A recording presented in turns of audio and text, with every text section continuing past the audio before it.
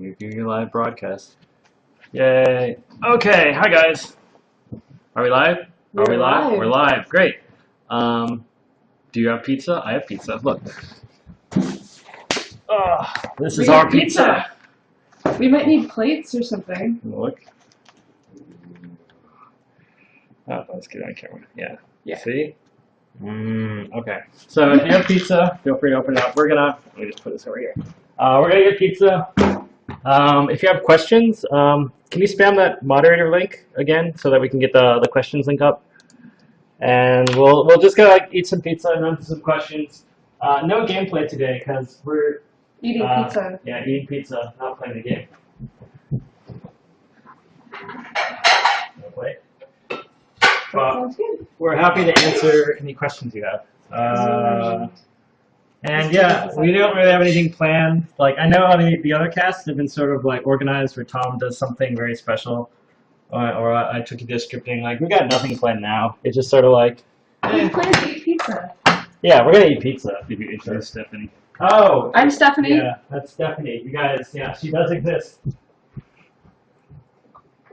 That's a lot of stuff. Yeah. That was the point. We got the pizza with the most amount of toppings on it.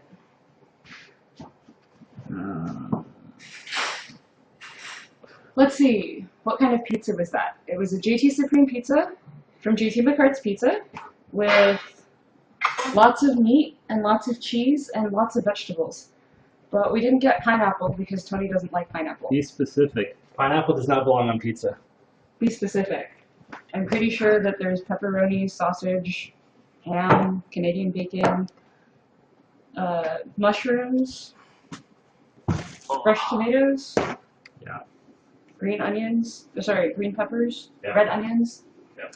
Hey, not appropriate, Yangji. So Stephanie works for us. Stephanie's our first employee. She's super smart, and she's helping us with lore and programming. Hopefully we can get some more people too, because we have a lot of programming to do. So yeah, we went away for the weekend, like Labor Day weekend. We all have families, and so we were, yeah, hi, I'm Tony. Tom is off screen. There's only so much room on the couch, right? Like Tom went to an aquarium with his son, which is totally cool, and I was doing stuff with my family. And we came back and looked at the Kickstarter money, and we're like, oh my god, right? Kickstarters tend to hockey stick, but we've been doing so well, we weren't sure if we were gonna hockey stick. So yeah, thanks guys for all the support. We had to scramble. We didn't think that you would hit 600,000 like over the weekend. That was great. So now we saw our 2 new stretch goals. The intent there is like we're totally loaded up on the game, but let's do some moonshots, right? And these are 2 things that we think would be really, really awesome. Like we want a rich underworld game with mining and magma and evil demons that you can dig up and stuff. And that seems totally suited to the dwarf race, which needs to play significantly different from the human race. And of course, there's server mode, right? Hosted server mode, which I'm personally excited about because like the idea of running my own server it's not intimidating, but it's just sort of something I don't want to deal with. I'd much rather like have my server that's integrated into like a network. I play a lot of World of Warcraft, in case you didn't know. Right, and there's going to be LAN servers, right? That we've already hit that stretch goal. That was 400,000, I think, right? So if you want to set up your own server on your own Windows box, your own Linux box, your own Mac box, we've got those. Like you can do that already, but we can host servers too, just for people who don't want to keep their box running all the time, or for people who want sort of the added features we're gonna get with that. So let's eat pizza before it gets cold and go through questions. I think, yeah, thanks for setting up the questions link. How many people are working on the game? 3. Yeah, I'm working on the game. Yeah, Stephanie's working on the game and Tom is working on the game. Do we want more people working on the game? Absolutely, right. We're recruiting a couple people. We had one really good candidate in mind who's going to start his own company, unfortunately. Well, great for him. We wish him the best, but it would be great if he could work for us. Sucks for us. Sucks for us. But if you use Review Board, that's his company. No, don't out him. Oh, sorry. No. So, we have a couple other people that we have in mind that we're going to go after. And hopefully we want to get, maybe 2 or 3 people working on the game in the near future so that, we don't want to grow too fast because It's like a mental commandment thing. If you've read that, if you add too many people to the project, it actually slows the project down.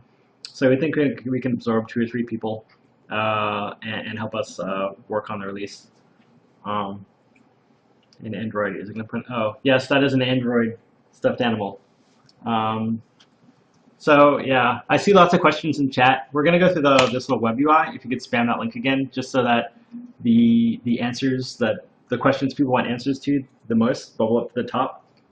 Because the questions going through chat are like way too fast for us to see. So rather than pick them off randomly, we'll just pick the most popular ones. Take a question from chat every now and then. All right, I'll take a question from chat every now and then. Hi, Nightfire. I'm Creamy. Tom is not a World of Warcraft player. Not anymore. Not anymore. He used to play. Track. He says he's off that, but I still log in from time to time. Oh, that's right. How do building upgrades work? Is the final city shown in the Kickstarter preview as large fortified walls and stone buildings? Be able to upgrade existing buildings. I don't know. The idea of upgrading a building sounds weird, right? I mean, it makes sense in like a real-time strategy game, or like where you're sort of building is like you put the building down and then it just springs into being, right? But we have this idea of block versus block, block by block building, right? So would you upgrade a building or would you like build a whole new building? Like in the real world, they renovate, they tear down walls and they put up new walls. Well, they tear down buildings and put up whole new buildings, right? So that sounds better to me. Mm-hmm. Yeah. Talk about building materials. Right. The Tom's eating pizza. And I'm gonna take a bite of pizza. Why don't you talk about building materials? Right, so the idea behind buildings right now, all you've seen are building little houses out of wood with like wooden pillars. And that's just sort of the first tier of building. You'll be able to build stone walls, castle-like walls with like roofs with crenellations. And so, like there's a big gap in gameplay between what you've seen in some of the concept screenshots and what you've seen in the Let's Play video. We're going to fill in that gap. So the idea is that you're going up sort of a tech tree by getting better crafters and gaining access to better building materials, like stone and metal and all that stuff. So you will be able to build anything that you would expect to see in a fantasy RPG. And a big part of the game is how you gain access to that stuff and Uber up your town level by level. Cool. Next most popular question. What are the total number of NPCs that remain in your settlement? Well, that's really a tuning thing, I think. Like, we want you to feel like it's like your town, right? Like, you can imagine at the extreme low end, right? It's like you're playing, you know, something like, what's the name of that web game where you're trying to build your own town and survive? Like, survive, don't die. Oh, Don't Starve. Yeah, Don't Starve, right? You can like, Don't Starve is kind of like a sandbox building-ish game where there's one guy, right? On the other end, something like SimCity 2000, where you can have like millions of little things, right? That's probably too high, right? So we want it to be of the right size where you feel like you know the people in your town, maybe you recognize them by name, and when you're making decisions about, oh, like I can make a magma smith now, like you have an opinion on who you want to be the magma smith because, you know, here's Mur Burly Hands and he was your worker and then you upgraded him to a smith and then like he was the heroic guy who fought off the dwarves who are invading your town, right? And now you want him to be the magma smith as a reward, right? So how many people is that? Is that 20 people? Is that 100 people? Have you ever heard about monkey spheres? I have not heard of monkey spheres. So the idea behind the monkey sphere is that you can keep about 50 people in your mind and consider 50 people people. And after you get over 50 people, you can no longer think of them as people. You start having to trade people into and out of your index of people in your head. So that might be some number to begin experimenting with anyways. So why are they called monkey spheres? It's because we're only monkeys and can only keep 50 people in our heads. And Wow, the size of monkey families and stuff like that. that's so depressing. Well, it's actually really interesting because like it's something that people think about when they're growing companies or when they're going to a new school. Like if a company grows above the number of people in a monkey sphere, you start seeing weird things like people stealing from other people and stuff because they no longer think of those other coworkers as people or people stealing each other's parking spaces. Right. So yeah, maybe 50. 50. 50? 50 is the right number, maybe. But it's going to be determined by tuning, yeah, right? Maybe we can have 75 because you have 25 workers, and workers are sort of like the worker bees themselves. They're not maybe it's not important that you think of them as individuals, but all your upper class workers, right? That's so classist. Yeah, it's classist. I'm sorry. Yeah, so we'll figure it out, right? But that's the vibe we're going for, right? You like everything in the game, like, and this is the vibe for buildings too, right? Like, can I make 200 buildings in my city? Well, you can, but we're tuning for the scale where like you make your tavern and you put the boar's head on the wall over here because that's where it looks best with where you put the tables and chairs, right? It should be sort of creative and fun rather than just, oh, I'm going to build another tavern because I need, this buff. We got a lot of questions. Move on. All right, new question. Skip. Yes. How will water and other liquids work? Will we be able to include waterfalls, canals, or rivers in other towns? Or build or alter them? Or globally use them for anything in the game? We're going to have water physics for sure. It's a question of how much. Like, sort of everyone's, like, PvP goal in these games, like, I've heard, like, 3 people independently all tell me this, is I just need to figure out how to, like, douse my opponent's farm in lava. Right? Just open up the ground and dump lava on them. But like with everything we do in the game, we want the simulation to be sort of rich and engaging, and we don't want to have these are the popular ones. What are you talking about? All right, here I'll hit reload on popular.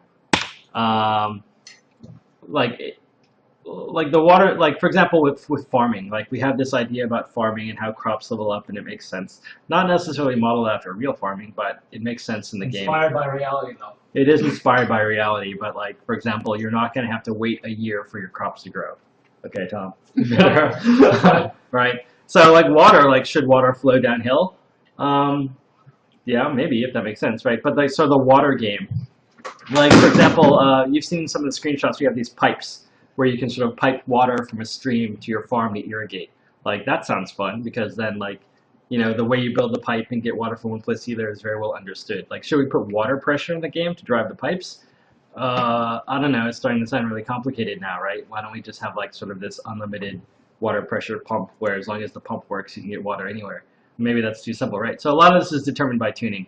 But that's our thought. Like as far as like being able to like make a big dam and punch a hole in the dam and have all the water come and flood your town, like I don't know how much that adds to gameplay, but it could be a significant like engineering task.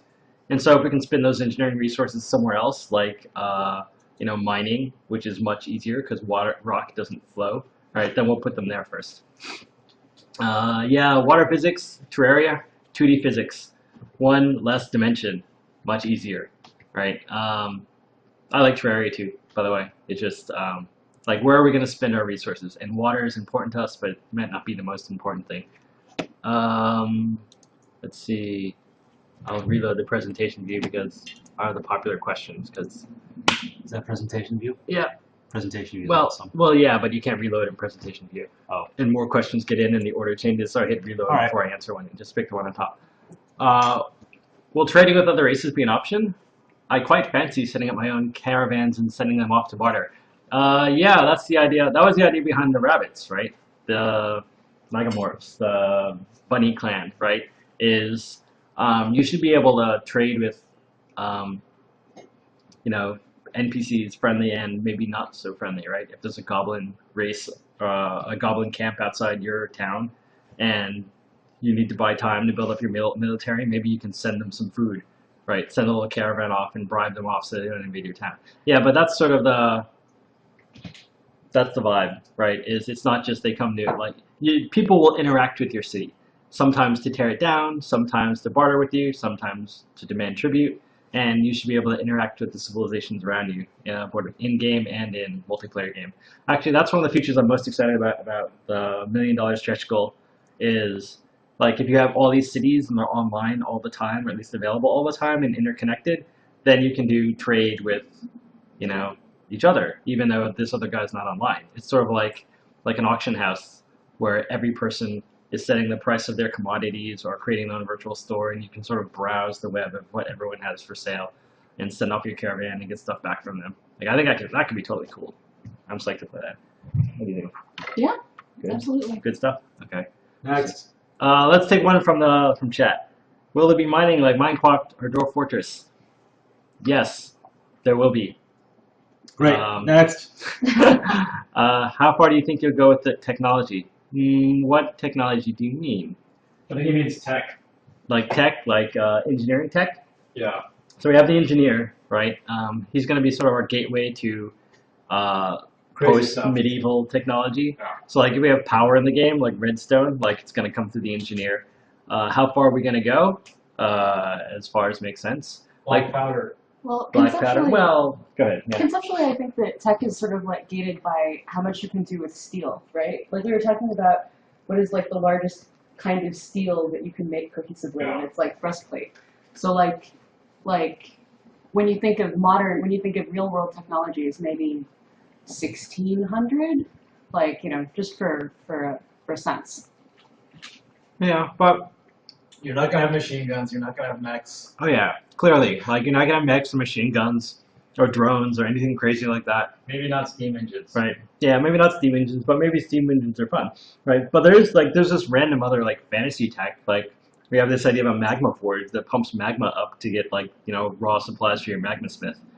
That's like crazy tech. Like you can imagine like MIT just invented the magma forge so that we can pump magma up and have an unlimited supply of energy, like. But it doesn't make sense. Like that's super advanced, but we'll just throw it in the game because it's fun, right? Same thing with power. Like we'll have some power source, and that the engineer will route the power in your town or something, and who knows what it'll drive, but it'll be fun, whatever it is.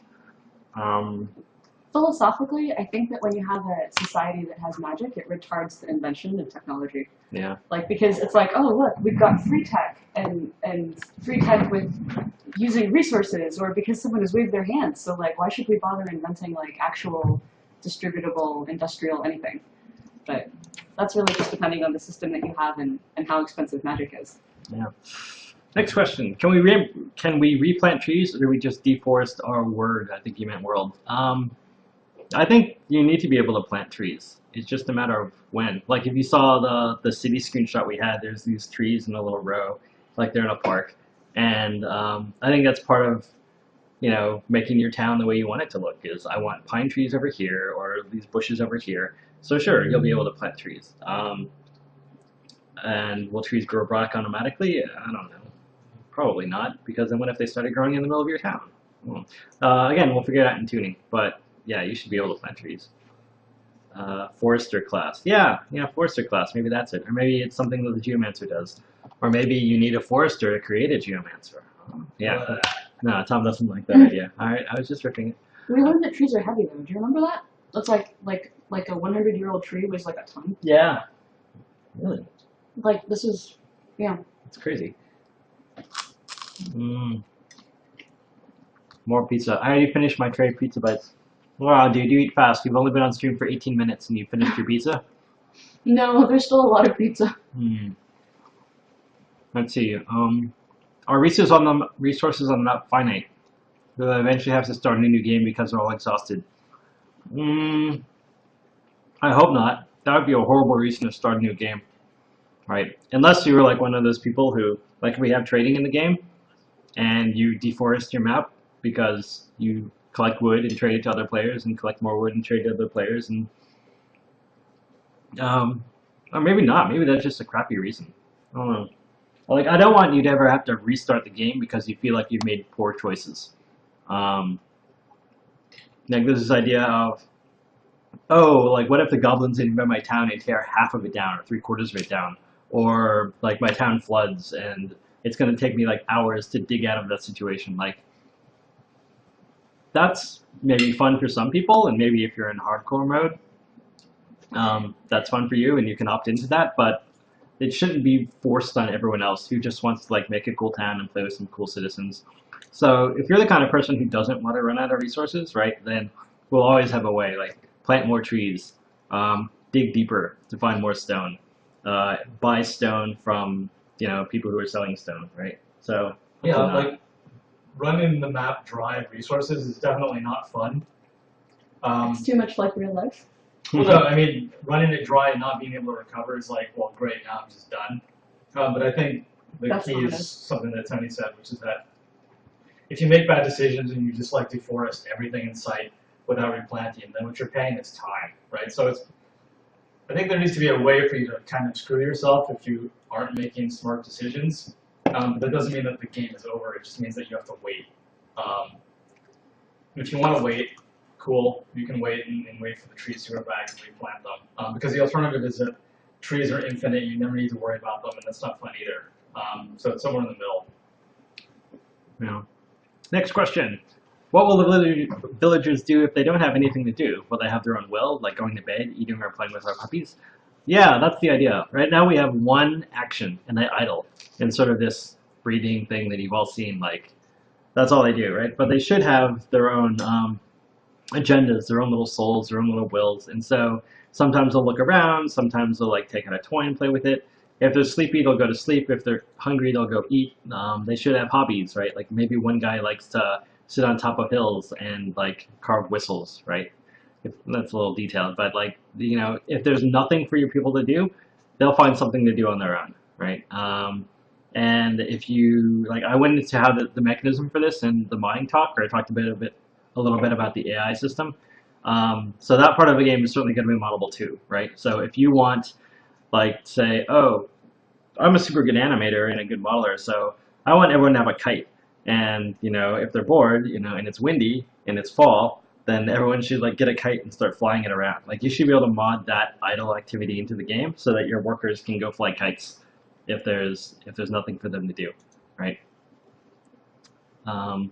Yeah, we want the game to be very much like fun to play, but also like have this sort of flow mode where, you know, I've queued up all these actions.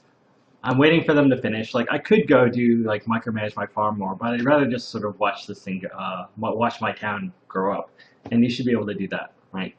And it should be interesting to watch, not just interesting to play. Because like you guys are on Twitch, you know what Twitch is. Like I watch a lot of games because like when you're babysitting your kids and they're like playing nicely on the floor, like you can't be so distracted that you're playing a game, but it's okay to have like your iPad and watching a game. So like watching speedruns and all sorts of stuff like that is totally cool for me. And so this idea of watching a game play in front of you, either someone else play a game or the sandbox mode, is something that I really want to get into the game. Let's do one more, and then we'll go back to chat.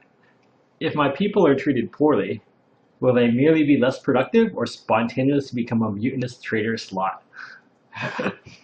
Well, first of all, who are you? Like, are you deliberately trying to invoke like this mutinous traitor slot? I mean, like, why would you do that? Like, anyway.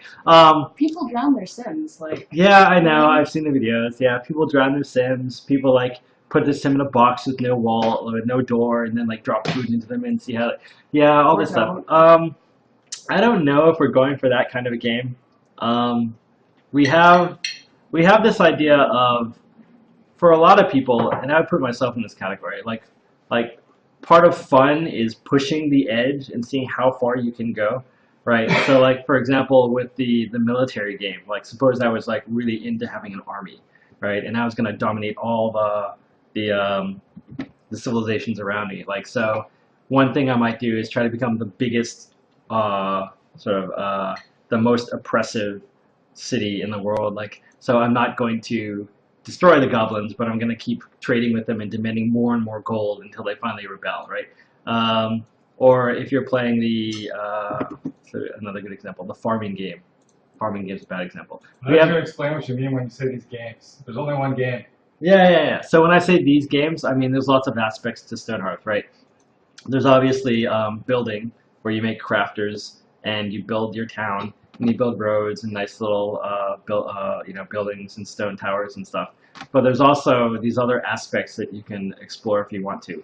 Like, for example, when we have farming, right? The farming system will be just as rich as the crafting system and the city building system. So if you don't want to farm, you don't have to farm. You can make a farm and get sort of like basic crops and get basic sustenance for your people. But there's a whole game down there waiting to explore. Like, a poor example I'll give you is like in World of Warcraft and a bunch of other games, there's the auction house game, right? Diablo 3 is a bad example because they got real money tied into it. But in World of Warcraft, there's sort of the buy low, sell high, corner the market. There's all this stuff that you can do with the auction house that most people, I would say, don't do. But some people like really are excited about it. So you want like the farming, crafting, building, your military, maybe economy, like gold-based economy, maybe religion, maybe mining, right? All these little subsystems, right? And each one, like, and I'm sort of getting off topic, but let's take religion for example. Like, suppose you're. Oh God. All right, let's not take religion. Tom just threw up a No. little, I think. Expand on religion. Yeah, but in any of these games, let's just summarize. There should be a way to lose, right? Because if you can't lose, then there's no real game. And maybe losing the building game is, wow, I planned all this stuff and I don't have the resources to do it, so now I have to find the resources, right? Or I have to undo some of my planning to free up resources to finish this part of the city, right? And so maybe there's a game where maybe it's the politics game, where if you lose the politics game, you know, there might be a revolution and they might overthrow the emperor that you put in place. I don't know, right? So it's possible. If we don't do it, I'm sure someone will mod it in. That was a very long-winded answer. Sorry, I'll try to go faster so we can get to more questions. Oh, I said we go to chat. It takes me too long to eat pizza. That's not a question. What is religion? I can't answer that. Will there be in-game tacos? No. Not by us. Someone No. will mod it in. Pizza, not by us. For sure someone will mod it in. Are you guys going to be at E3 showing off Stonehearth? You are the 50th person to ask me if I'm going to be at E3, and the answer is no. Sorry. Stonehearth was in stealth mode until the Kickstarter. I mean, we had the dev blog, but we only had a couple people a day going by there. And then after the Kickstarter, it sort of got a lot more attention. So, but by then our E3 plans had already been set, and they included us not going. So, maybe next year. We also want to go to PAX, but Not going. not going because Tom and I are actually in a wedding party that weekend, and it's sort of more important for us to be at our friend's wedding and supporting that than going to PAX and enjoying ourselves there. So no PAX. Maybe PAX East next year. GDC, Tom and Stephanie went to GDC. You might have seen them there. Probably not. A lot of people there. You probably saw them and didn't recognize them because you didn't know what they looked like. But, you know, they were there this year. We'll totally go next year, for sure. Can we raise the dead? Yes. So morbid. Lots of people have asked that question. Yes. But it has to make it in. We don't know how. Yes, it has to make it in. Like, there's lots of really good raised dead systems that I like. Like, I like Wizardry. And now I'm dating myself. Like the original Wizardry, No the one one that knows was played Wizardry. on It's monochrome classic. monitors. Anyway, I like it. Look it up. Like, you could raise someone. Like, anyway. Yes, there will be some way to raise the dead. You might not like it. And yeah, and maybe this is how like the zombie apocalypse starts, right? I talked about ways of losing the game. Maybe that's sort of the penalty for losing someone is that you'll have to res them, and the penalty for resing them too often is it increases the odds of them turning into a zombie. And then if they get a zombie, what are you gonna do with them? Like, you can't unzombieify someone. Or maybe you can, but then they'll turn into I don't know, right? But zombie apocalypse totally should be a way to lose the game. Totally excited about that. How big are maps? As big as they need to be. A lot of these questions is like how big, how small, how much, when. Like all of these answers will be determined by tuning. And that's a big reason we have such a long time between the beta and the release, and even post-release, right? We're going to tune this and make sure the game is about the right size, you know, where you feel like you know everybody, you feel like you're engaged in all parts of like your civilization, and there's always something to do, but not too much to do, right? Okay, let's go back to the stream. The what do you call it? The questions on the web. Will there be mechanics designed such as windmills and water mills in deciding how mechanical energy is used, such as millstones and sawmills? Sounds hard. Sounds hard. Sounds awesome. Sounds ambitious. A lot of this is so when I talk about crafting, should be like we talk about the farming game and the crafting game. Like this sounds like a really good, super advanced city management game, right? Where if you just want a carpenter to be able to make chairs, great, make a carpenter. He has a workshop. You give him wood, he makes chairs, right? But if you really want to make a lot of high quality chairs quickly, then you can invest and build like his workshop close to a river and put a water mill there with a wheel that's driving his super ultra bandsaw, so he can like make, you know, refined chairs 3 times as fast, or maybe only certain chairs can be built that way. Yeah, Right. come on. But so Be real. well, so Tom thinks I'm theory crafting too much and getting beyond our means. Like, and then when we ship, probably not. Right? Can someone mod it in? They'd have to be really good. Like, probably not in the first few months. Like, they'd have to learn the mod API and get better. You know, you do things, you learn it. But yeah, could it become post-release? Sure. Like almost anything can go post-release. Yeah, quite a lot of time they go. We don't know. We should add that. Well, yes, we don't have a monopoly on good ideas. Thankfully. Yeah, thankfully, right? Or actually, if we did, wow. Oh my god. We'd be so rich. Like everyone plays Stonehearth, no one plays anything else because all the good ideas are in Stonehearth. But I mean, it's natural that other people have good ideas. And of course, if lots of people like that idea, we'd like to put it in the game. But even if we don't have time, that's one of the reasons we have such a strong modding solution. So people can put the content they want in the game and then share it with each other. Will there be populated underground dungeons, abandoned structures, cave complexes? All those sound like great ideas for the dwarf minigame. Certainly not before the release. We're trying to focus on sort of the core above ground city building, crafting, defending game. Well, Right. there might be abandoned structures above the Sure. ground. Right. Yeah. So that's one of the things you could bump into. Like when you look outside your city, you can bump into a goblin camp, or you can bump into the bunnies, or you can bump into the pirates, politicians, and ninjas, Sure. people, right? And you can bump into an abandoned structure, which has maybe cool artifacts, or maybe guarded by skeletons or something. Totally. How is the economy going to work? Will it be complex? I guess that depends on what you mean by economy. We have this idea that, you know, there are resources and stuff to build, to consume resources. Like, if you want to build a wall, well, you can build a wall of stone, or build a wall of wood, or build a wall of, you know, magic wood or whatever. But you have to acquire those resources, right? Usually through, you know, some other mini game. Like, the, you know, there's the, for farming, if you want to build, like, you know, level 20 pumpkin pie, you need to get the level 20 pumpkins.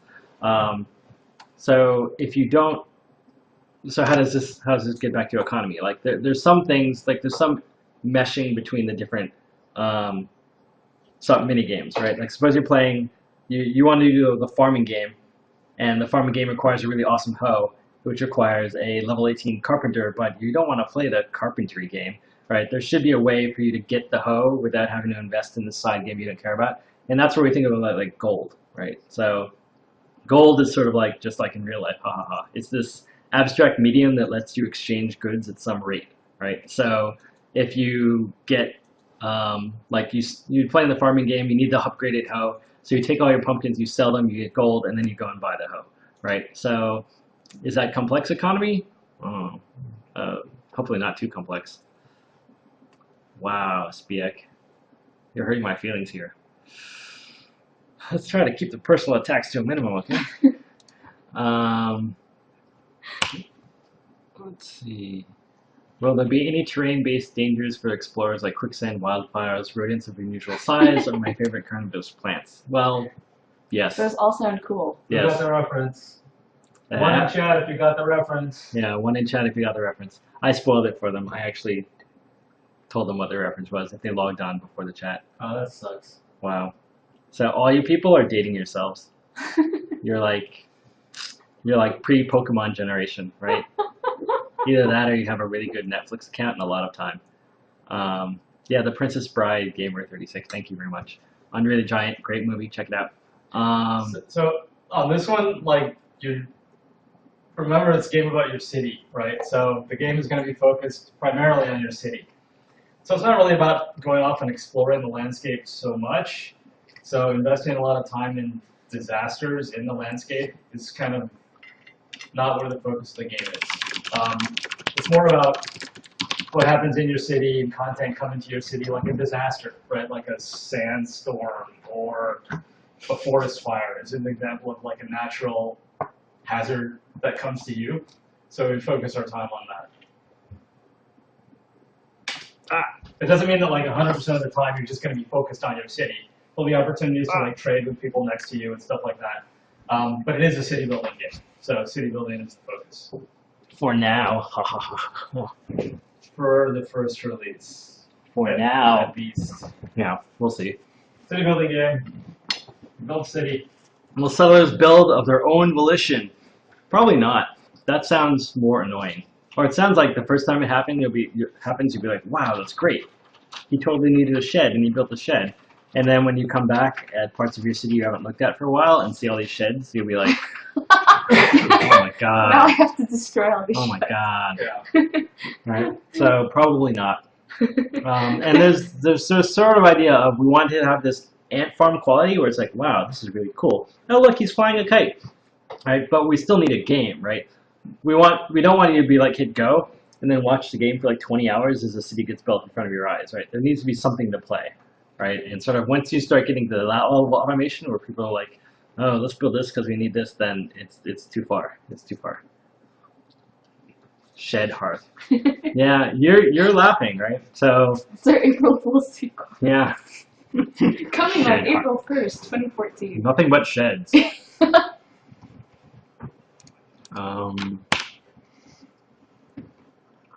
Will they be populated underground we've already done dungeons? this one. Yeah, we did that one. All right, let's see if I can. Can I flag them all as inappropriate as I answer them? Let's click skip. What weapons will we be able to craft for our followers? Hand weapons, siege weapons? Yes. Siege weapons? Maybe for PvP. Like, what are you going to siege? I guess other cities? Maybe. Sure. But yeah, there's a whole military game plan, right? With unique military classes like the guy with the big hammer who's good at stunning and the guy with the bow who's good at shooting at range. Right, so the obviously, you know, having a bunch of weapons you can make for them is super important. So, definitely. Would you put just someone else's mods in the core game? That's a very good question. I have no good answer. We don't know, right? That's very hard for a lot of reasons. It just gets, I mean, the whole idea of intellectual property is very, very deep. And we don't want to take advantage of anyone or feel like anyone's taken advantage of. And it's so early, it's very hard to say. Like, in a perfect world, everything would be free and everybody would enjoy everyone's content. And we'd all just be a really happy family, right? Do we even have to do that? Like, what other moddable game does that? Like Skyrim, WoW, all these games are super moddable and they don't like harvest third-party mods. You just don't need to do it. Yeah, we don't need to do it. But if you look at a model like Team Fortress 2, where it's not part of the core game, but it's available, and both the modder and the community and Steam benefit, then that's something, right? But Valve went in there sort of very carefully, very slow steps, and they got to a point, a happy medium. Yeah, so we're a very, very long way away from that. And when we want to do, if we do it, we want to do it in a way where everyone benefits, not just us or not just the modder, right? So ask us again in 3 years. Could it be a tavern building game? Or when you would attract random NPCs who would come from outside your town? I actually talked about that. Yeah, but that's sort of our idea. Like, how do you get more people? No, that's not what we talked about. All right. Well, We talked about specifically because we thought about hero units in the same way that a lot of you guys have an idea of hero units. And one of the ideas we kicked around, this is just an idea we're kicking around, is that to get hero class units, you build a tavern, and then like random adventurers pop in, because I mean that's where adventurers hang out, right? Is taverns. And then if you have a sufficiently awesome tavern, they offer to like join your town or whatever.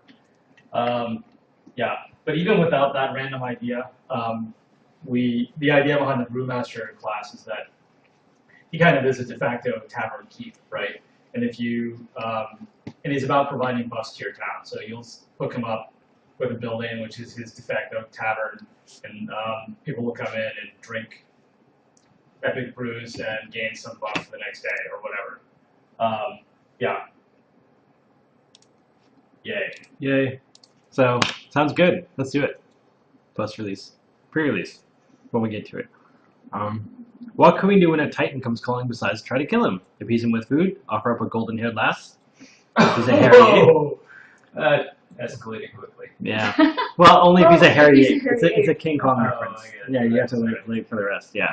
Sounds good to me. Yeah. I mean, yeah.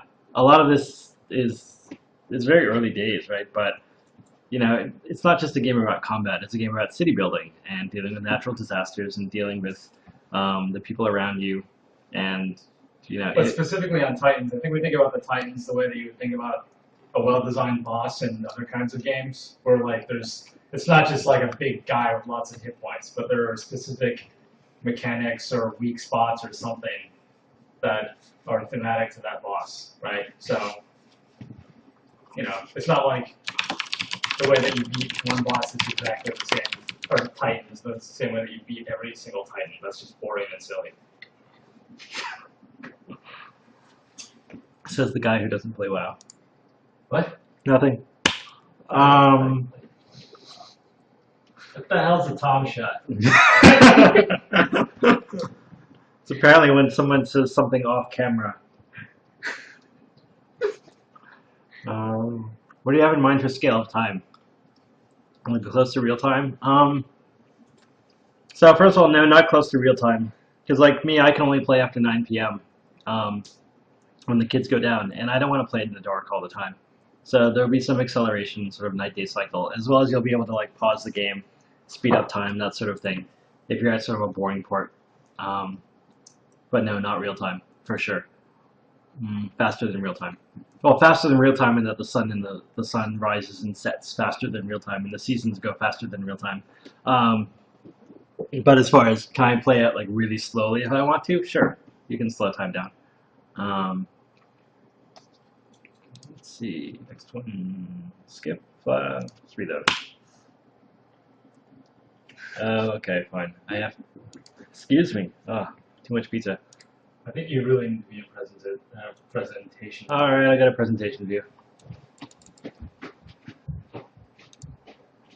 Uh-oh. What? Did our network just go down? No, I'm good. I guess it's me. Someone say something. Yep, there we go. I had one slice. I had 2 slices. You didn't see me like 5 minutes. I just went and got another slice. I had 3. Tom had 3. There's still half a pizza left, so we can stream for at least another 40 minutes. Let's see. How are alternate planes going to work? Are we going to have a sky plane? If so, can we build airships amid floating cities? We're still brainstorming it. Like at the minimum, we want sort of the alternate planes to be substantially different than the terrestrial plane.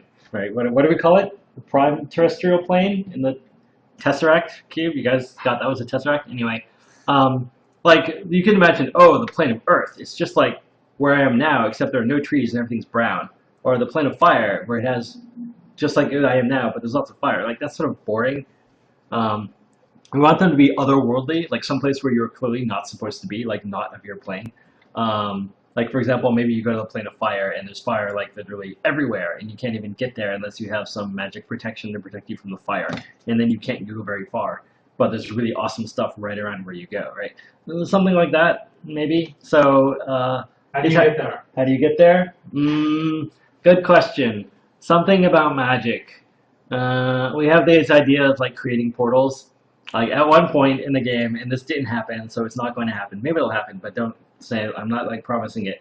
One of our stretch goals was going to be the a unicorn pet, like baby unicorn, and like the way you got to the terrestrial portal somehow, or the alternate plane somehow involved the baby unicorn, where you can like you rub his horn or something, and a portal shows up, and then you go you go in the portal, right? Sounds great, but the unicorn got cut, so so nobody knows. So now we have to come up with another way. But, it'll probably involve some sort of short-lived portal to the terrestrial realm. Like maybe it like requires you have to build up this big thing, and there's this big Rube Goldberg machine you have to build. And you push the button, and that opens a portal for 10 minutes, where you can walk around the elemental plane and get some like really prime crafting materials that you couldn't get otherwise, or like bring back like fire dragon eggs or something, right? And then it closes down, right? So we want to get this sort of high fantasy, outwardly, not supposed to be here, like super endgame type content to appeal to them. What are all the ones for? All right, I know everybody wants unicorns. We'll try to put them back in the game. Like, how can you not have unicorns if you're gonna have like alternate planes? But not as a stretch award, not as a Kickstarter award. Sorry, you guys got the dragon whelp instead. So for everyone who wants a unicorn, If you got the unicorn, you wouldn't have the dragon whelp. And for some of you, maybe it's like, I'd totally take that trade-off, but tough. Sorry. Look at it this way. Now everybody gets a unicorn instead of just Kickstarters. What kind of crafting variety do you really expect to see? Will every copper sword be identical? Or will there be things like exquisite copper sword and dull copper sword? I don't want to talk too much about the crafting yet, but we have some really, I think, really good ideas to do stuff like that, where, like with the farming game I talked about, like level 10 pumpkins and stuff, you can't get level 10 pumpkins unless, like, you take special care about your farm. And if you take special care in the crafting game, then you should be able to make things like exquisite copper sword or certain patterns that aren't normally available unless you do really well at the crafting game. And I think we have a way to do that, but it was a good idea last week. Maybe next week it won't be a good idea. So let's not talk about it. It's going to be, crafting is one of the things, so city building and crafting are the things we want to get done first and sort of into the game and start playtesting internally and have those pretty much in a good, stable state by beta, right? Where it's like, we feel like these are strong games and you're actually just sort of testing the games you have in place rather than brainstorming, well, what if we did crafting this way or crafting that way? So we should have answers for you like maybe in a month or two, maybe 3. Definitely by December. All right, someone explain the goggles joke, because I'm not getting it. I don't understand why. Everything needs goggles. Everything. Goggles on everything. Oh, like the blacksmith and the, yeah, everyone wanted goggles. Yeah. If anyone works at Google and you want to hook us up with some goggles, that would be nice. Because I'd like to play with them. I don't know if I would wear them. No, not outside. I would not. Tom doesn't like the Google goggles. I'm waiting for version 2. It's called glass. Glass? Oh, Google Glass. my bad. I don't want it. All right, they're goggles. They do nothing. All right, let's go to chat since Smithus just wrote a book. Question. I might have missed this question. How will Steam work? Oh god. Yeah, you missed the question. Steam, not wait. Valve Steam. Yeah, Steam, like Steam engines. Right. So, yeah, I'm not gonna make it. I'll just answer it really quickly. Like there are these power sources you can imagine, like redstone in Minecraft or electricity or something, and the gateway to those things will be through the engineer, and we'll do fun stuff with them. Maybe not necessarily what you think of as like steampunk exactly, but if there's cool stuff we can make that requires a power source, maybe, you know, you'll get it added through the engineer. And we don't really know what it is yet because the engineer's not designed, not implemented, and even after we implement them, we'll change them based on gameplay. So it's really early, but there'll be something like that in the game somehow. Back to the web. Will there be populated underground dungeons, abandoned structures, cave complexes? It's the third Yeah. time. We sort of answered that. Well, it's a different phrasing, so it's a different question. It can't be- No. It's No? the same question. Is it? Oh my God. Okay, well, we're in presentation view now, so, Yeah. so we'll fix this problem. Great. All right.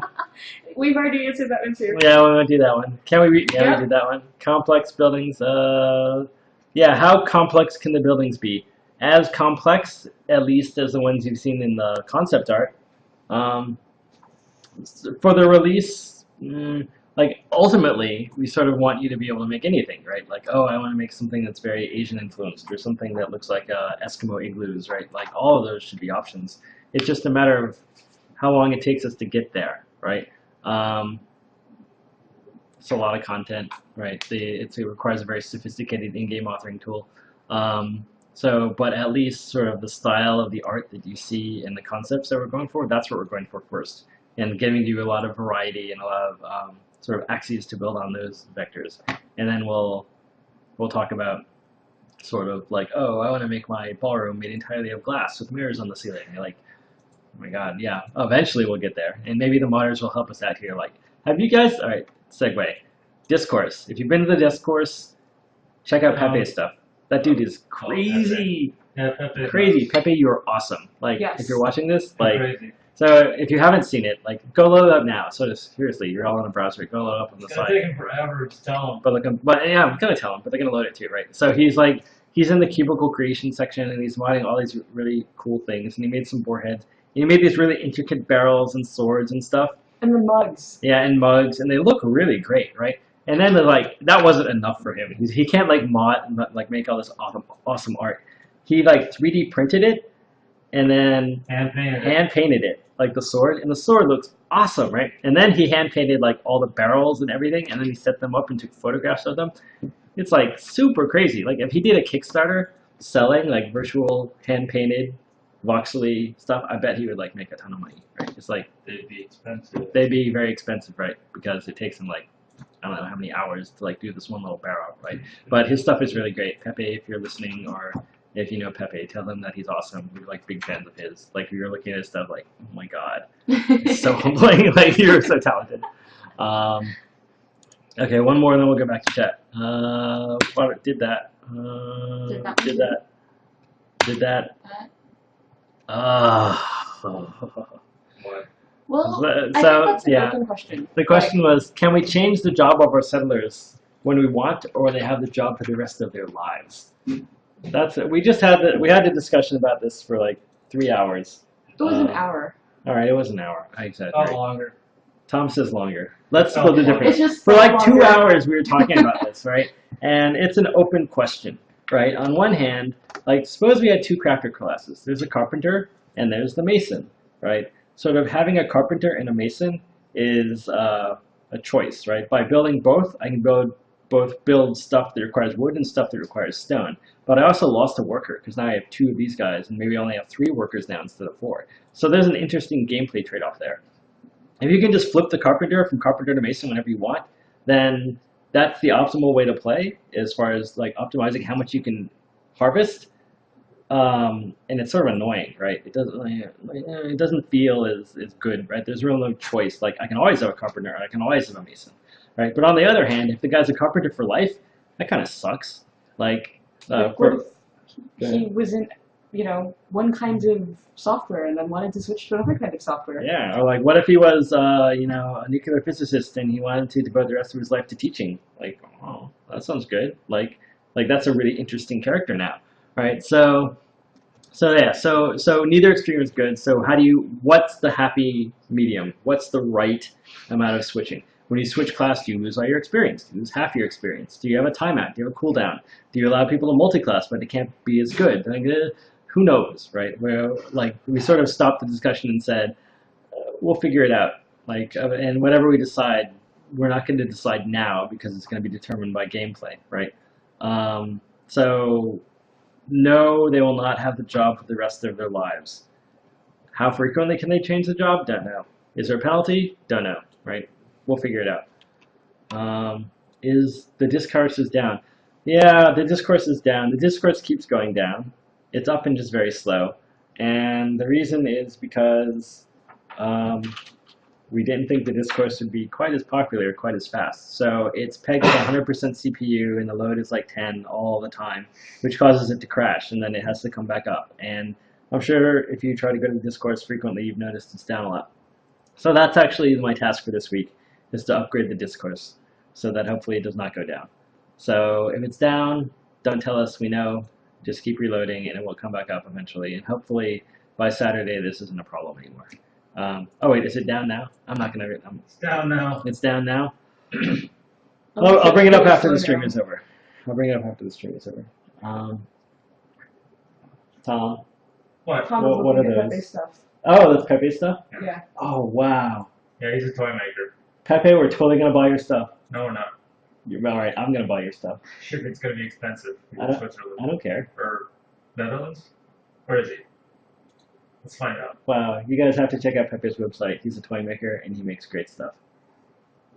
Oh, those are so cute. Okay, back topic. Yes, Tom shot down. Oh, I love it. I don't get it. That's okay. You don't have to get it. Will there be rare spellbooks? Well, will there be spellbooks? I don't know. We haven't done the magic class, but I like rare stuff. Can settlers get to the point where they're so frustrated that they leave and take some resources as they go? I'm out of here and I'm taking this wood with me. I don't think so, no. I mean, I won't close the door on anything, but I can imagine that being more frustrating than fun. Like even in games like Civilization where people riot, like I don't think they leave. It's just you lose productivity for a while, and then eventually, when you reestablish order, all those people are still there, right? So these are great ideas. Like, so if you like it, like someone's gonna model this stuff in. At least I hope. If we're successful, all of these mods will exist in some way or another, right? There'll be the horseman mod where all your citizens wear pumpkins instead of heads, right? It's gonna be great. At least I hope so. How many creatures do you plan to have on launch? If it's only a few, wouldn't feel like a different world each time you start new one. Yeah, so as many as we can, as many as feels appropriate.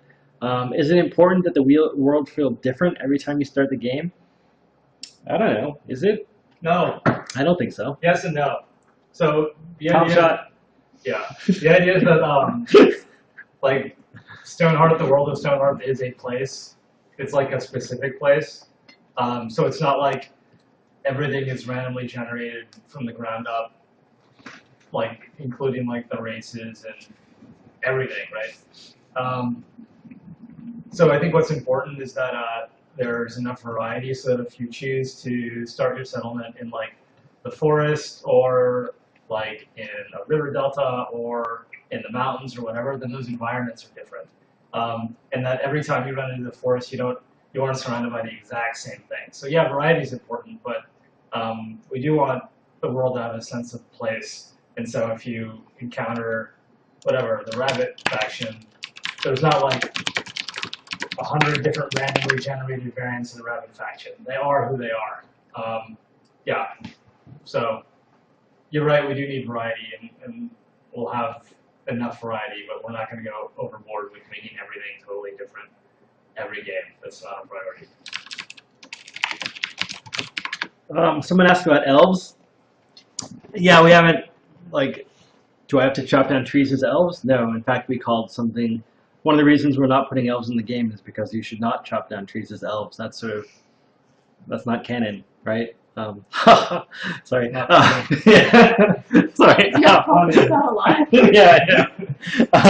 Inadvertent pun. But yeah, and so we haven't thought too deeply about elves because we're thinking very deeply about dwarves because they're our first post-release stretch goal. So assuming we reach $750,000, which is actually quite a stretch. We only have less than 40 hours left, right? A lot less. A lot less. So if you like dwarves, help spread the word. Let's hit that 750. And you'll probably see dwarves at one point or another. It's just, are they going to be a priority for us post-release or not? Hey, if we don't hit the stretch goal, then we could do elves first. So if you like elves... No. Yeah, okay, you won't go there. If you like elves, you should get the dwarves out of the way, so it's more likely that we do elves. So one way or the other, whether you like dwarves or elves or pixies or baby unicorns, you should try to help us hit our stretch goals, please. We really appreciate it. I mean, we've already done so much. Like, it was funny. We had a friend who will remain nameless, who was like, you know, 120,000. That seems like a stretch. And we're like, well, we actually think that's what it takes to hire an extra person. And he's like, well, do you want to undershoot it so that in case you miss it by a little bit? And we thought deeply about that. We're like, well, no, we should ask for what it will take to hire a person because if, you know, that's the honest thing to do. Like, and like the fact that we blew that out in 3 days and totally blew out where we are now, like it's overwhelming. So thanks guys again. But everybody loves dwarves, even people who love elves. So let's shoot for more. It's only 36 hours. Will there be weather? Do we sign up for weather yet? No, but We signed up for seasons. I mean, we want to have like ambient weather, which means that like the wind should blow, and it should rain, right? I mean, at the very least, cosmetic stuff, so you feel like you're not always staring at, you know, midday or whatever. Oh, we'll have day-night cycle, but Okay, someone asked the $1 million question. but Sorry, I've been waiting to use that all day. They asked a question about a $1 million super stretch goal. The idea behind the persistent server is that it's always there. So they ask, is the game always running even when I'm not connected? Probably not running. I mean, because like, we want you to play the game. We don't want the game to play itself when you're not there. Like, wouldn't it be great? wouldn't it suck if you came back and your town was gone? Like, what happened to it? Oh, the goblins killed it. Sorry, you weren't here to help, right? But it's always available, right? So if like people want to trade with you, maybe you can set up shopkeepers that have inventory and prices, and so they can trade with you even when you're not playing, right? Or maybe if you're playing cooperative with like a group of 6 or 7 friends, if anyone logs in, then your game springs to life and the people wake up and they start working instead of just you, right? Or maybe there's a button you can push that says, yes, like run my town for like 5 hours and then put everyone to sleep. I don't know, right? We're sort of, we've thought about what this mode might be like, and we've thought about how we get from co-op multiplayer to this hosted mode, and we think we have a handle on the technology, but as far as what gameplay you put on top of that, it's like blue sky. You could do anything, right? Well, anything within reason. So all of this is possible. If we hit that goal, then we'll start looking at it probably like next year around October, right? We'll start designing this stuff once we ship the game. And the question is also is if we don't hit the $1 million goal, will this mode be in the game? Maybe. If Stonehearth 1.0 is a big success, like I think this would be the next logical feature to add, right? Especially if like the community is really strong. And it seems really strong already, and people really want to play together in a more integrated way instead of just sharing screenshots or YouTube videos of their town, right? They want to play together more than just 6 people together or 4 or whatever that being, but like 1,000 people together, then sure, it's a no-brainer. We should totally do it. But if that's not the case, if people are like much more jazzed about better PvP modes and dousing each other with lava, then we'll do that instead, right?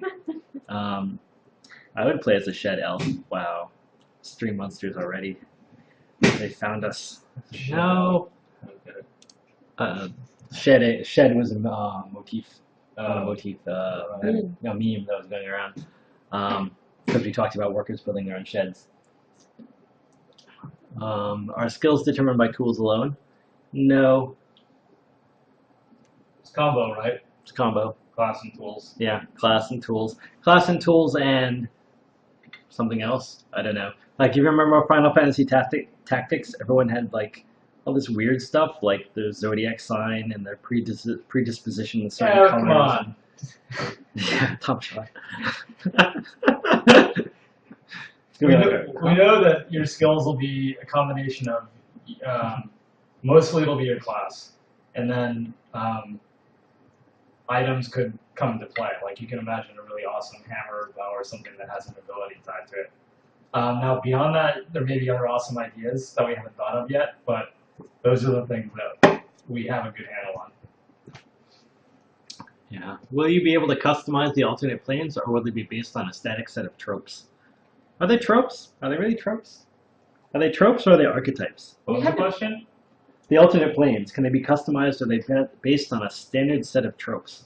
Well, we haven't really talked about what's in them, so Yeah. like, Customized. are they tropes? Are they tropes? I don't know. I think like the idea of like, oh, fire plane and water plane. Like, why can't there be like, you know, the cotton candy plane and the plane of infinite happiness? And I mean, like I said, everything in the game is a mod, right? Like, in fact, no, I won't show it to you. But like, I'm recently, like, that's one of my tasks for last week, is to actually put formal mod barriers between the different systems. So we have a mod for the worker class, and a mod for the building game, and a mod for farming, right? And so when we implement elemental planes, you'll see all these mod folders, like Stonehearth and elemental plane of fire. So if you want to copy that and like insert your like little code into like the elemental plane hook that says, oh, there's a random chance that you'll go to the elemental plane of unforgotten, like unfulfilled promises, then you can do that if you want. Like, yeah, or Ponyland, right? Yeah, I think he's asking, like, when we talk about elemental planes, we have been talking about pretty stereotypical stuff. And I think he's asking, like, what are we going to do? And maybe these ideas that we're throwing out are boring. Maybe. I mean, they are pretty standard stuff. So we'll think about it some more. Yeah, I mean, we want the game to be sort of, we want it to be our take on classic, or this is, I'm speaking for myself here. Maybe Stephanie and Tom are like, oh God, you're so boring, because I'm the tech guy. But we want it to be sort of our take on traditional, you know, medieval RPG stuff, right? So like that's why I like dwarves a lot, because like we have rabbits and they're cool, but dwarves, when you say dwarf, everyone knows what a dwarf is. They live underground. mine. They craft stuff. They're blacksmiths. They love mithril. So when we take a spin on a dwarf, people understand, oh, this is a spin on a dwarf. But they know what they get out of the box of the dwarf, right? So if we made our elemental planes, and they were like, pick random elements, like the plane of Mercury, and the plane of gold, and the plane of boron. the plane of boron, and people were like, what, huh? Like, how many of these are there? Are there 6? Are there 12? Like, what should I expect from the boron plane? It's like, now we can't do our spin on something classic. We actually have to make something up.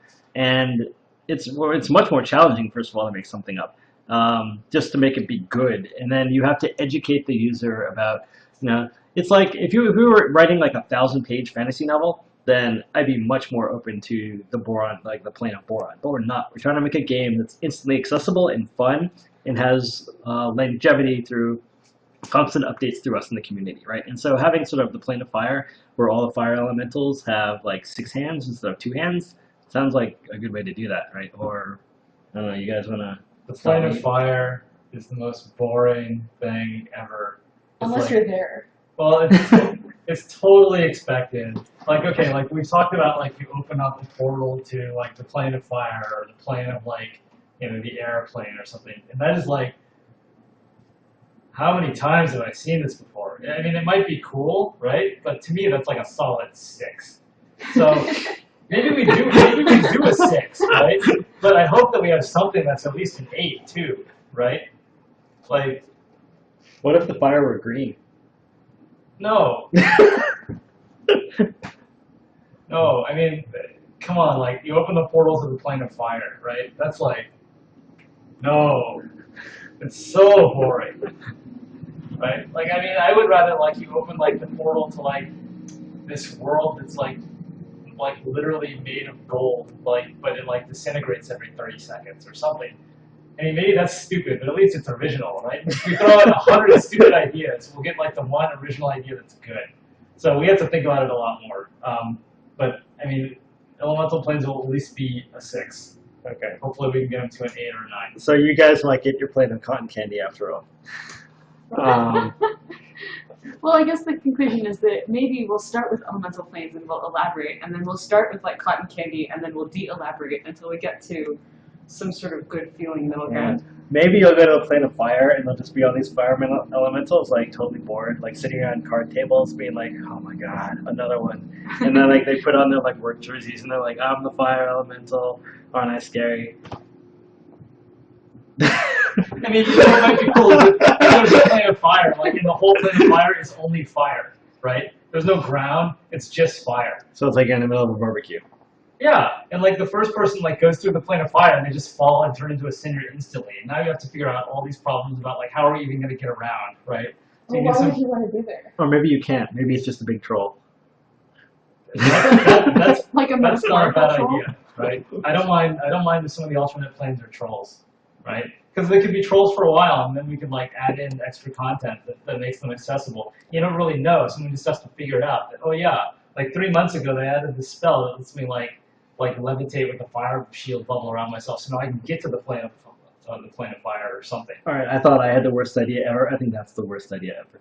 That's fine, but I'm fine with figuring out 100 bad ideas, and then like we'll have the one good one, and we throw away the 99 bad ones. All right, well, we're already 2 ideas into the 100 bad So ideas. we're like 2% of the way there. All right. See, that was easy. Well, see, ask yourself this: if you were the engineer, what would you do with the portal to the plane of fire? I would use it as a power source. Well, exactly, right? Yeah. Infinite free energy. Right. All right, the game's over. That's it. Done. Next. Next. Move on. We killed that one. Yeah. Knocked that one out of the park. All right. Can you customize your citizens? Yes.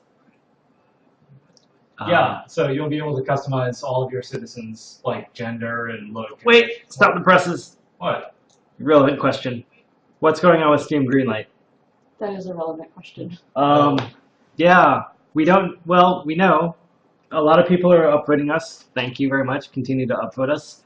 And Steam Greenlight is basically Valve's portal into what you want, what games you want to bubble up to the top to get their attention, right? And they give us all sorts of metrics so we can measure how we're doing. But until Valve contacts us, we actually don't know what the next step is. So that's what we're waiting for. We're waiting for the Steam Greenlight committee at Valve to look at the important greenlight games and pick their subset of developers that they will contact and hope that we make that set. So until that happens, there's like literally nothing to report on greenlight. But the more you upvote us, the more likely that is to happen, I would think. But yeah, sorry, we don't have anything to report. Yeah, we had to stop the presses to tell you that we have nothing to tell you. Yeah, Sorry. There will be no GGPO in Stonehearth. It's not appropriate. Sorry. It just doesn't make sense. It's like, well, maybe, yeah, I'm not going to go any further. Oh, you'll be okay, Prothero. Will modders be able to assign a attribute to determine the object's general behavior? Assign people an attribute that says you must eat, sleep, assign something as flammable, liquid, over. Oh, I see what you're saying. Indirectly or directly, yes. What's the question?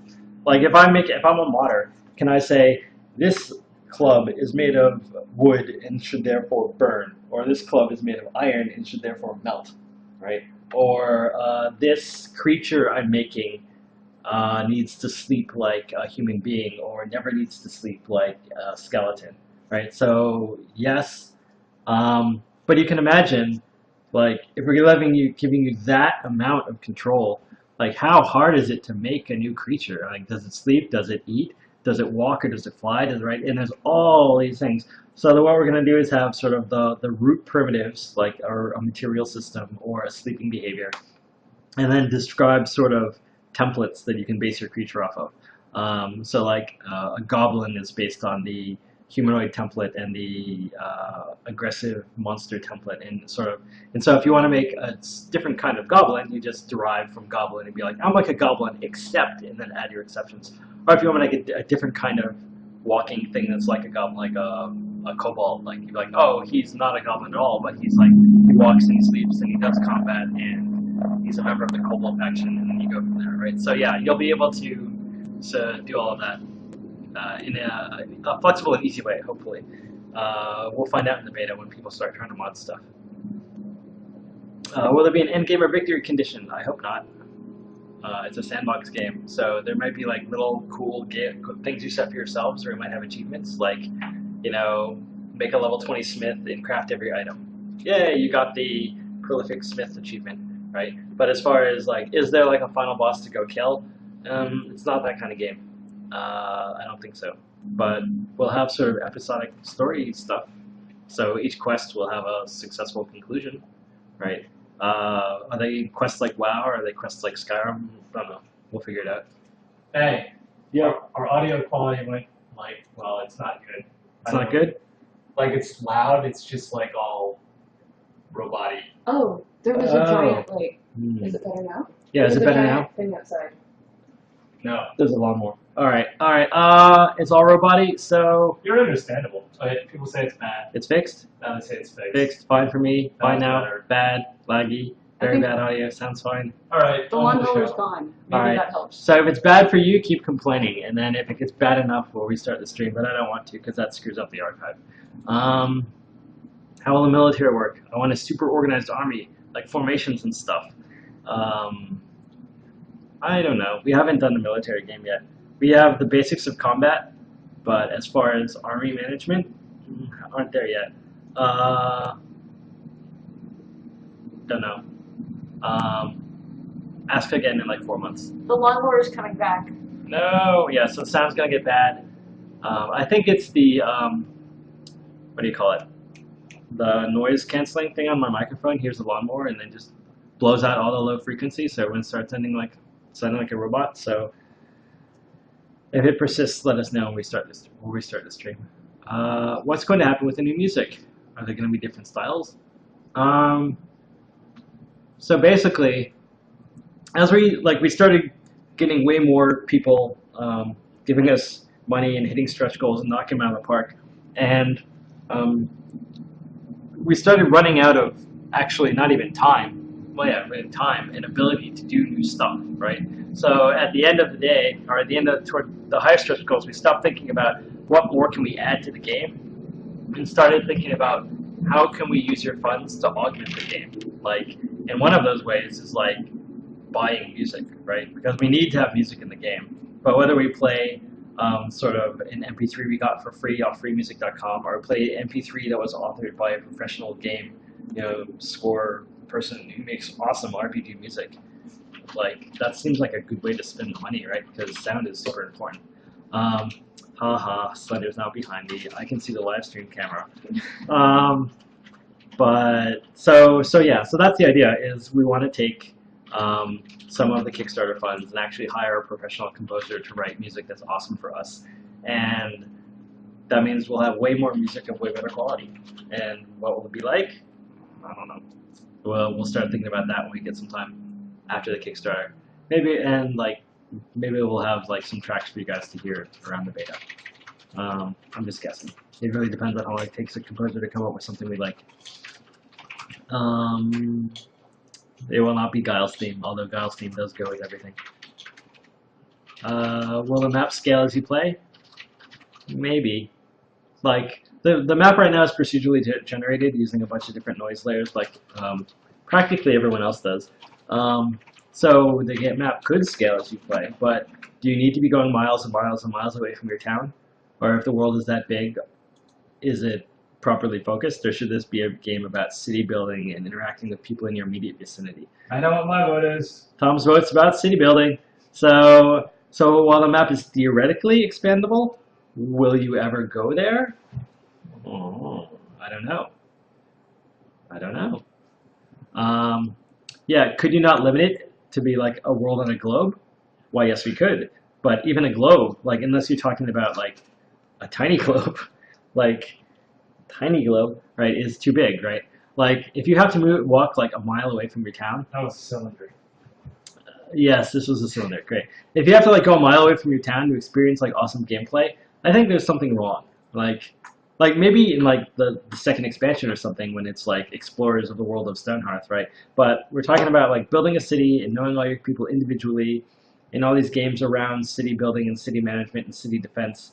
And if like we don't have enough to do there, that people have to leave the city to find stuff, then it seems like there's something wrong. Now maybe there's like these little excursions, like you take 4 guys out and you go off and you do something for an hour and they bring something back to the city. But this idea of like maybe making like 6 cities down on River Delta, like, it's not that kind of game, right? It's not like Civilization. Getting to other biomes.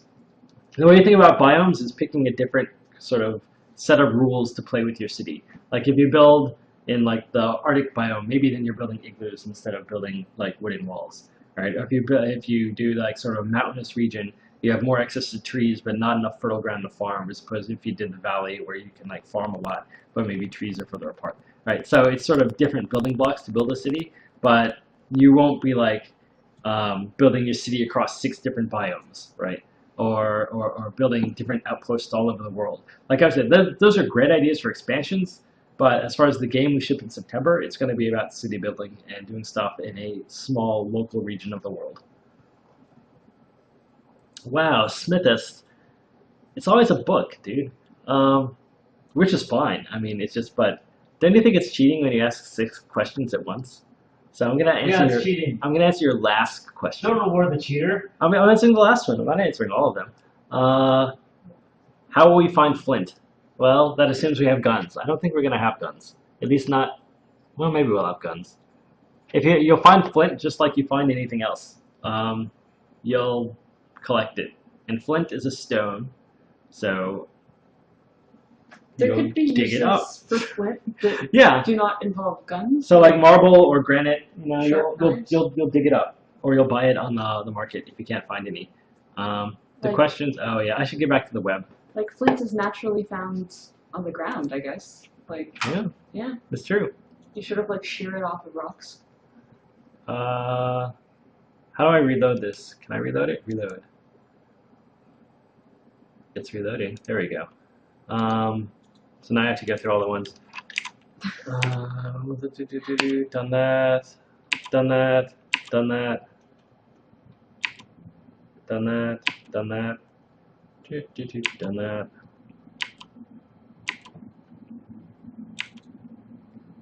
When we publish a working list of professions, in fact, we already have. It's on the Kickstarter page. In fact, yeah, it's been there since day one. You'll see like There's like the worker and the carpenter and the blacksmith. And, That's not what he's asking. No? He wants all of them. Well, it's a working That's the list, working list. so, you know. You want all the ones we've considered? Though we probably won't. Yeah. It's just like a lot of, like we have like all these crazy ideas about, oh, let's make this guy, and let's make that guy, and let's make the necromancer. And like if we never get to like 80% of the list, then most people are going to be like, but I was so looking forward to the, We're just not gonna do yeah, so no, we're not going to do it. Like we have like tons of great ideas and many more bad ideas, and we're not going to implement the bad ones. But if someone sees our bad idea and thinks it's a great idea, then we don't want to let them down. So we're going to try to keep that close to our chest. Not because we don't like sharing. I mean, I think it's obviously like sharing. Otherwise, we wouldn't be streaming ourselves eating pizza. But we don't want to set people's expectations and then let them down. Currency. I talked about currency. Will we be able to trade with our co-op friends? That's an interesting question. Nope. So, yeah, and We don't know yet. yeah, it depends on what you mean by trade, right? So I'm playing a game, and you're playing a game, and we're different games. No, Can we co-op trade? friends. Co-op friends. So we're in the same game. Yes. Well, I collect wood, I tell my dudes to put it in the stockpile that's right beside your city, and then I run away from my stockpile and let you pick up the wood. Like, Yeah. that could happen. I mean, there are lots of ways you could possibly handle that, Mhm. right? But it presupposes that you're playing the version of co-op where you're both independently doing your Yeah. own thing, and you're not. And this is an open issue. We know that there are different kinds of ways people think about co-op, and we have to figure it out.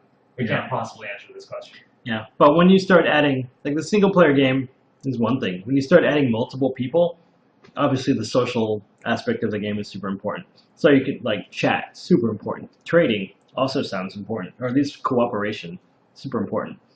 It's called co-op play. Trading is part of cooperation. So will it be there? Probably. How? Don't know. We'll have to figure it out. Weather answered it. Animal types. There will be lots of animal types. How many are really trainable? Tameable? Lots. Discover. Lots. No. Will you be able to build multiple floors? Yes. Super important for me. Not implemented. Will be implemented. First on my list after I fix the Everything discourse. After everything else. No, really. Like, so when the Kickstarter like winds down, there are like operational things we have to do at the company. Like, we want to hire one more person. One more person will not fit in Tom's living room, so we need to find a building to live in. Work, not live. Work. Work. Work. Yes. Yes. Thanks. Our work lives must go on in some building other than Tom's house. But as far as like game development, like right after the Kickstarter ends and we get sort of time to work on the game again, I'm going to start working on building, and Stephanie's going to start working on crafting. Those are the two most important things for us right now, right? And like for building, you should be able to make something besides square houses, like rectangular houses and halls and walls and multiple stories with staircases and spiral staircases and ladders and fireman poles if you want, right? So I'm waiting for a labyrinth world. Labyrinth World, Yeah. someone will build it Exactly. just to torture their workers, being like, Right. hey, put it in this chest. You watch them think for 10 minutes while the Pathfinder tries to find a way in, right? Yeah. Let's see. Tony, I can help you migrate your discourse to AWS EC2 for free. Hey, That's where it is right now. thank you, dude. We're already on AWS EC2, right? The problem is we're in an M1 micro instance, which is way too small, right? So we need to upgrade the instance. It's not a lot of work. I just have to do it, right? And yeah, it'll only take me like a day or two, mainly because now I have to figure out how to get the a Postgre dump of all the content and move it to the other thing without losing any data. So I have to be very careful. I don't want to lose all of the cubicle creations. But thanks for the offer. Steve's asked that farming question a lot. Yeah. Which one is it? It's a Steve. Can you hey, elaborate Steve. on something complex like farming? As in, what level of management does the player have, and at what point do the units take control? I can answer that. All right. We had a design discussion about this. Yeah, so I mean, the idea, so look at farming. So you can think of, so the first thing you'll do when you farm is you'll drag out a plot of land. Like you drag out a stockpile if you've seen the Let's Play video. So it's like, what are the dimensions and size of my farm plot? And then right when you do that, your farmer will go and till the soil all by himself. And then what you're doing in farming mostly is determining what crops you want and how you will augment those crops with things like irrigation pipes or scarecrows or whatever else. And you can think of the plot as an N by M puzzle board, right, where every square in the grid can have a particular kind of crop. And all the different crops have different properties to them. So, what are you doing? No, now I'm on camera. So you as the player are sort of playing out farming on this grid and determining what you want farmed where. What? We can still only see one of them. Okay. So you're making decisions about like what to plant where. And those decisions will be like what are some factors? Like, well, what do you want? Do you want corn or wheat or pumpkins or what? And then the game to farming is determining the interactions between the crops and the augmentations like pipes and fences and scarecrows, and how to maximize your yield by playing with all those elements. So what are you doing and what are your guys doing on their own? You're making decisions about what to plant where, how to set up crop rotation, stuff like that. You are never microing like, hey, you farmer, now harvest this because it's mature.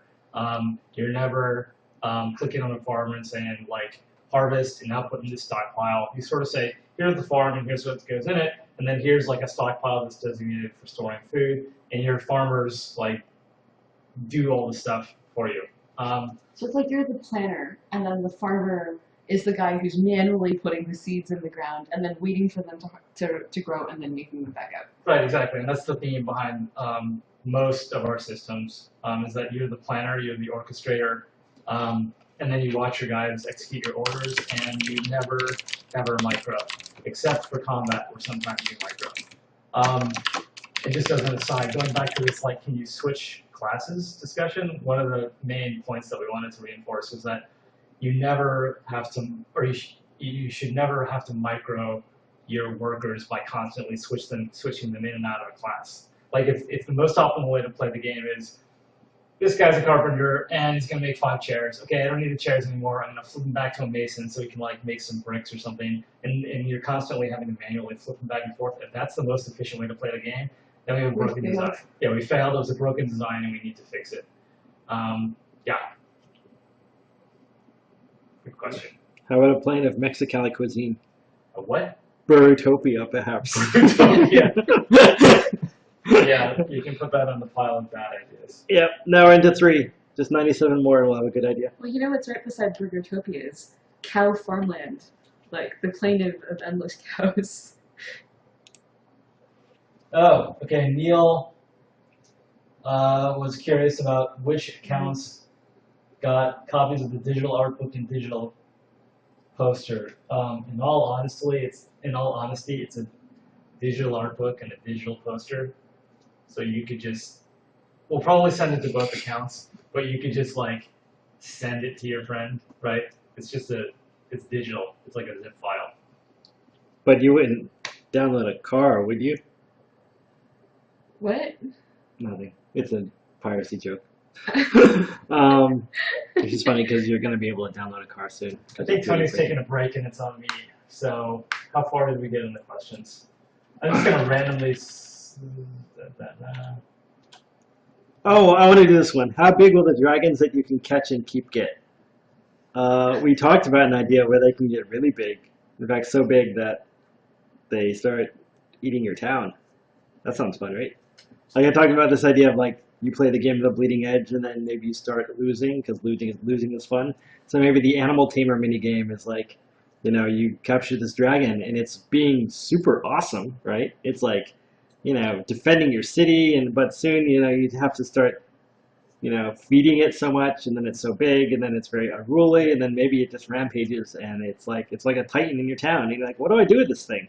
And then you're screwed, right? But so you can file all this on your brainstorming. yes, right. you can file all this on your brainstorming. None of this is promised for the game. But that sounds really awesome, right? Because it's like, oh, you're so excited. I got a dragon. And then in the back of your mind, you're like, is this going to bite me down the road? Like, Right. when does having a dragon hunt not bite you? Anyway. Yeah. But I think that that's actually a really good question. I think it's an open question. Like, how many of you guys think that losing is fun?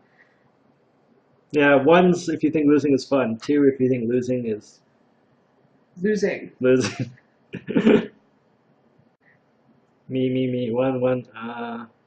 We might have to Wow. actually do a survey. All right, A real 12 and survey. 21 is like not voting. You might as well just not put that stuff in. Well, it might be like an order thing. 2 and a little bit of 1. All right, that's valid. So I'm seeing lots of ones. What if we take like Me too. 3 or 4 more questions and wrap this thing up? All right, why don't you take them? Me? All right, I'm gonna take them all from chat since you guys are like dedicated and spamming us, but no more numbers. No, more thank you. numbers. Thank you for the feedback. It's really good. And if I'm ignoring your question, it's because it's been asked and answered in another chat or live stream, so sorry about that. What ascension functionality will the citizens have? Ladders, scaffolding, and stairs? Yes, ladders. You've seen scaffolding. Yes, stairs. But what about things like vines, trellis? Will these things be moddable? Yeah. Yes. So that's an interesting question. Well, just from the point of view, like, yeah, I mean, like Tony talked about a fireman's pole, which is kind of a joke, but if you want to put in a fireman's pole, you can, right? You know, you're just modding in something that exists in the world that can influence the Pathfinder. So, yeah, I mean, I don't think we'll have, like, vines and stuff. I can't think, well, maybe we would. That stuff is easy to put in. We'll do whatever makes sense. Do each of the kingdoms have unique build styles? No. Because, I mean, when they get like, well, my opinion, no. Because that sort of explodes the art requirement times 3, which means that we have less. So it's almost like 2/3 of some part of the content you never get in one game, which is a bummer. We will definitely have unique crafting recipes for all 3, and maybe that's where we'll add some of the flavor. Like maybe the Raya's children can have like paper lanterns or something. Not that that's a stereotype. Yeah, so they'll have their own flavor, but in terms of like entirely unique building styles, Like, that's what the dwarves are sort of there for. yeah, that's where like a different race would come in, and of course that's a much bigger commitment, which is why it's a post-release stretch goal. But we don't want you to say, okay, hey, you're the Northern Alliance, now 2/3 of the content you don't really have access to. Pick another faction if you want. That would be bad. Will I be able to read flavor text in my combat logs? That's a good question. I know that like I've been sort Well, of, what do you mean by flavor text? Do you mean like the Dwarf Fortress thing? I think that's what it means. Okay. So Dwarf Fortress has really, really elaborate, ornate flavor text in the combat logs where they describe like how a particular dwarf got hit and where and what body part got hit and how it shattered and stuff like that. I don't think we'll go that far, but it's an interesting idea. I mean, making combat like more epic than numbers popping over someone's head is something that I've been thinking about. It's something that we're gonna have to, that I personally want to revisit, but that's just a way of saying that I don't know. Okay, 2 more questions. Moderator questions. Want moderator questions? The thing is, I'm not sure where we are in the moderator log. All right, I'll read them off. You read them off and I'll answer them.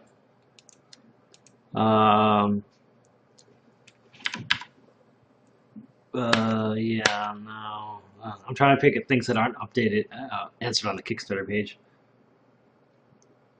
Talk about the 3 kingdoms for a bit. Just talk about them? That's the question. That's an open-ended question, but I guess it's high up on the queue. Okay, so here's the idea behind the 3 kingdoms. So these are 3 different, I mean, you can think of them almost as like 3 different, like, what? Someone asked, how can you submit a resume? And then the guy below it says PayPal. Yeah, that's, It's probably a coincidence. It was just yeah. sort of funny. The idea behind the 3 kingdoms is that they're almost like 3 different, like, Yes! Yes! I'm back. Sorry. Thank you. Yeah. You don't know. Yes! Sorry. I played like nothing but Dynasty Warriors in college.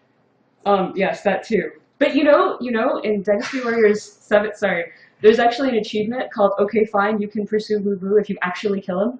Okay, anyway. Yes, what were you saying? No, go ahead. Why don't you go ahead? Why don't you talk about the Three Kingdoms? Yeah. But that's not fair. They're is fair. different Three Kingdoms. You took what? Oh, okay. All right. So, well, you can chime in anytime. So, like the Three Kingdoms, they're all human. They're almost like different tribes. I don't want to say tribes because it implies like a particular cultural style, but they're like they're three different flavors, but they're all sort of three wedges of the same pie. They're all humans. They all build. They all farm. They all do the same sort of things.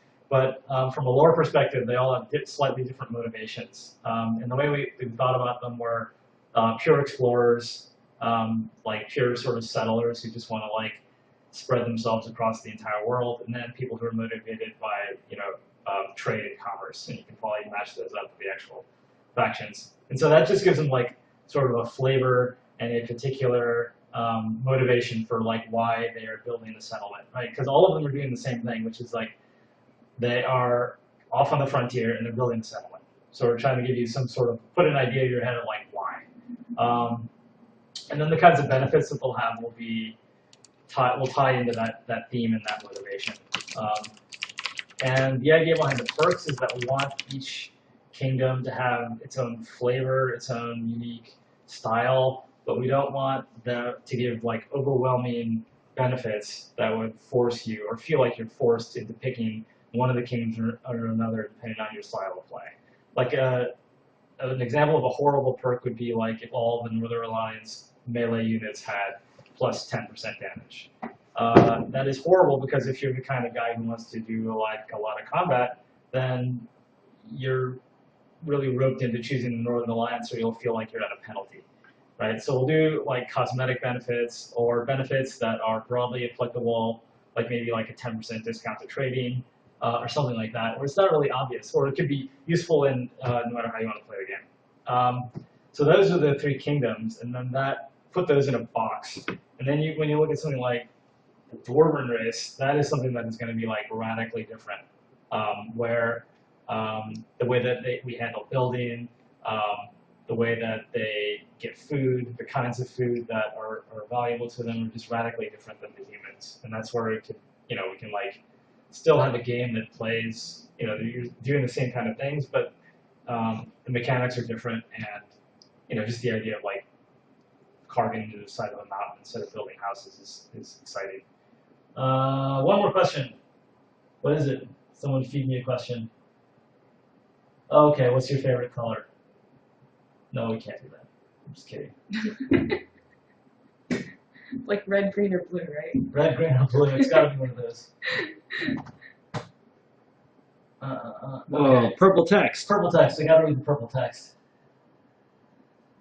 Oh, can my modded AI be used when attacking and defending copies of settlements? And he wants to program his defenders. Wow. That's crazy. Well, I don't think so. No, it's not as crazy as it sounds. So in the PvP, you're talking about the stretch goal where you download a city and then raid it. So there has to be some AI there. In fact, all your mods have to be there because otherwise your city is going to be halfway non-functional and it'll be super easy to take down. So if you wrote a mod that did crazy things, like just totally hijacked the AI of the existing people and ordered them around, I guess it would work. I see no reason why it wouldn't. And we should just like have a list of what mods are on what cities so that people don't attack the city of infinite damage dealers. Yeah, well, if you made your city of infinite damage dealers, like one guy would download it and then they would give it 1 star, and then another guy would download it and they give it 1 star.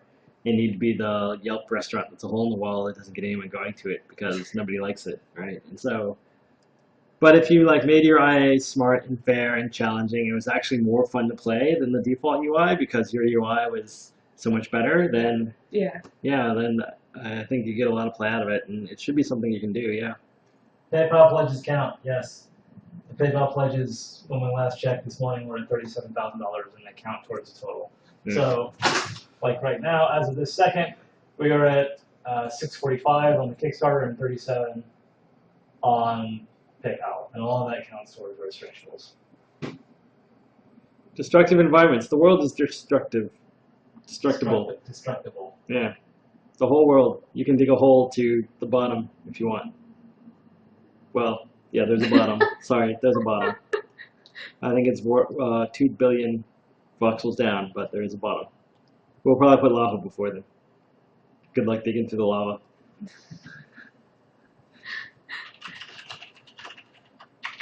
I think we're done. I think we're done.